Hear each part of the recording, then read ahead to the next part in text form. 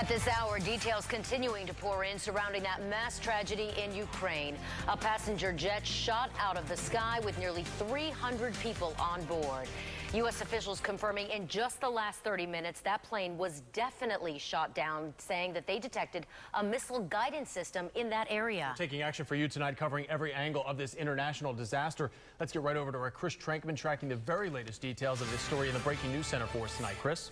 Jameson, people who have seen this horrific crash firsthand say it is heart-wrenching to see, with one witness describing it as a sea of dead bodies. Look at the fireball of the Boeing 777 after it hits the ground, a Malaysian Airlines flight from Amsterdam to Kuala Lumpur that crashed in eastern Ukraine near the Russian border. This is near a village in a sparsely populated area surrounded by vast wheat fields and has been an area of turmoil between Russia and Ukraine in recent weeks. Ukraine's president has come out with the strongest statements on this so far, calling it an act of terror and that the plane was shot down with a Russian-made anti-aircraft missile. But again, the U.S. is now confirming that the plane was in fact shot down, but won't say who is responsible. But the close-up view of the crash scene is terrifying. The rubble strewn across a blackened area of a field. Witnesses say there are dozens of bodies, many of them intact following the crash.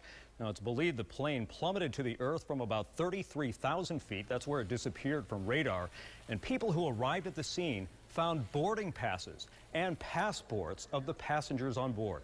Now, many ordinary people were suddenly up close and personal with this tragedy. Look at this still image of a Ukrainian mother walking her young son just feet away from where the wreckage and victims are located. Pieces of the plane strewn throughout the field, and one piece of fuselage landed on a road, narrowly missing several homes in the village.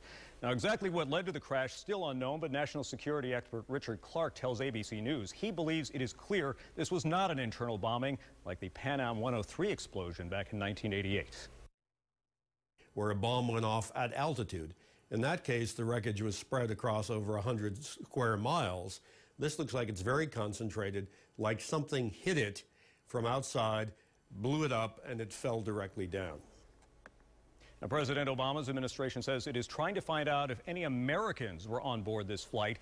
It's being investigated whether this plane was shot down on purpose or went down by accident. Live in the Breaking News Center, Chris Trankman, ABC Action News. Chris, thank you. And right now, I want to give you a better idea of just where this plane went down. Take a look at this map right here. The plane heading from Amsterdam to Kuala Lumpur, then mid-flight reportedly getting shot down over Ukraine. Wreckage falling over the town of Donetsk, not far from the Russian border. Initial reports are that the aircraft was hit by a missile fired from a Buk missile system. Here are the images of that type of launcher we found today. It is a family of self-propelled medium-range surface-to-air missile systems developed by the Soviet Union and Russian Federation. It's designed to engage cruise missiles, smart bombs, fixed-wing and rotary-wing aircraft, as well as unmanned aerial vehicles. This is the second similar incident between Russia and Ukraine just in the last 24 hours. Ukrainian officials claim a Russian fighter shot down a Ukrainian military transport plane while the aircraft was in Ukrainian airspace last night. Russian leaders have neither confirmed nor denied those claims. This whole incident, a flashback to 30 years ago on September 1st, 1983, a Korean Airlines flight heading from New York City to Seoul was shot down by the Soviet Union. All 269 passengers and crew on board were killed, including Lawrence McDonald, a U.S. representative from Georgia.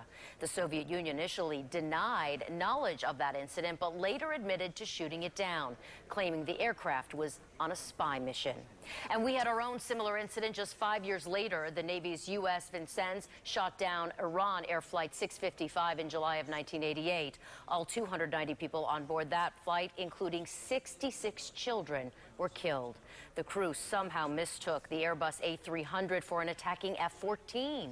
The U.S. later paid nearly $62 million in compensation to victims' families. And this is just another blow for Malaysia Airlines. The mysterious disappearance of Flight 370 still unsolved to this day. The flight vanishing March 8th, as you remember, just an hour after takeoff. The 239 passengers and crew on board that flight have not been heard from since. So how do we get to this point today? The tensions between Russia and Ukraine boiling over for months now. In November, a small faction of Ukraine leaders made a move to distance itself from the European Union. Violent protests erupt for the next several months. Then in March, residents in Crimea vote to leave the Ukraine and join Russia. Russian military moves into that area, and it's been heated ever since. We're going to continue to follow this breaking story throughout the night. We'll bring you the very latest details both on air and online at abcactionnews.com as soon as we get them.